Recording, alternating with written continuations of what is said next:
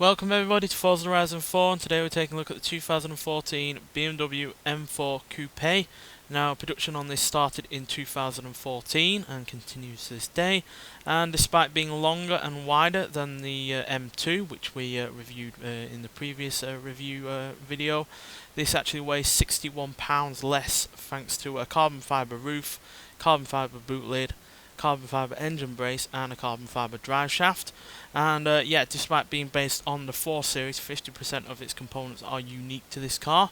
So yeah, it's not just a more powerful and slightly re-engineered version of another car.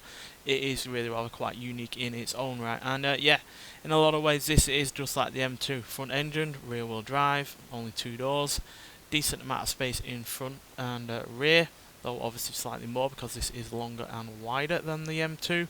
So you get all of the practicality of that car, but a little bit more, as you can see. Oopsie. And yeah, but on the upside, obviously it weighs less at 3,389 pounds. Like I said, 61 pounds less than the M2. But you actually get more power as well. So yeah, not just lighter, but more powerful with its 3-litre twin turbocharged inline-6 engine producing 431 horsepower and 405 pounds-feet of torque, which is yeah a significant advantage over the standard the M2, which had 365 horsepower and 369 pounds-feet of torque. So yeah, quite a big difference, and considering it weighs less as well, this is a faster car as well. And yeah, because it's also got less weight, it's a little bit better in terms of handling.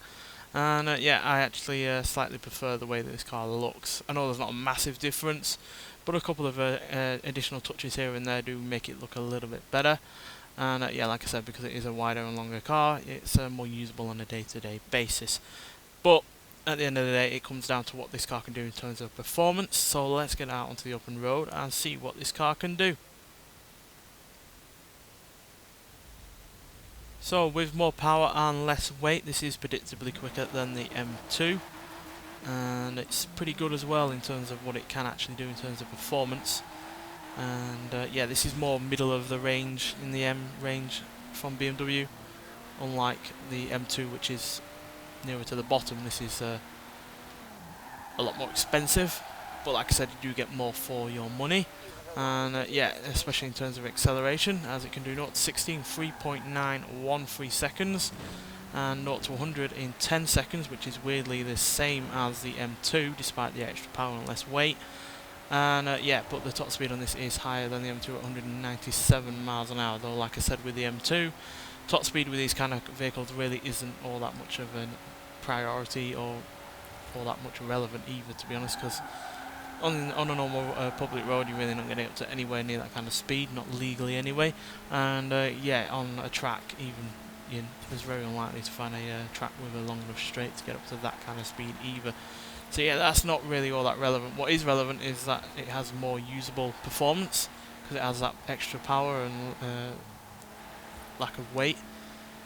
It means that on a day-to-day basis you can actually use it a little bit more, because there's less weight to hold it back, and a lot more power and a lot more torque in the process. So yeah, it is pretty much the same in terms of the in terms of the M2.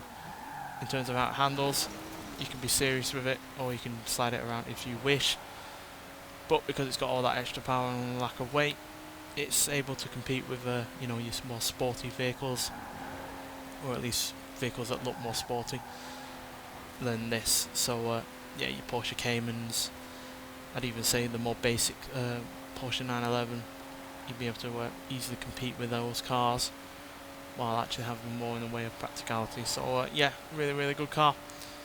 It's superb to drive, it handles really beautifully, and yeah, you got all that power on to use, and yeah, you can slide it around like that very easily and it'll take it no problem. But just like the M2, you can also be serious with it at the same time. So it's got plenty of front end grip, good steering, and yeah, despite all that extra power, it's not wanting to slide out unless you make it do so. So very controllable, a little bit on the predictable side, but with a car like this you kind of want a bit of predictability. You don't want to be not knowing what's going to happen with the car at certain times, especially when you're dealing with all this power and all this speed. So yeah, very good car. Though personally I would prefer an older M3, purely just because the engine noise from that model of car is a lot better with its naturally aspirated V8. But that's just comes down to taste really. If you're into your turbocharged inline 6 engines, then you will love this, but if you're more into your naturally aspirated vehicles, then you might prefer a older M3.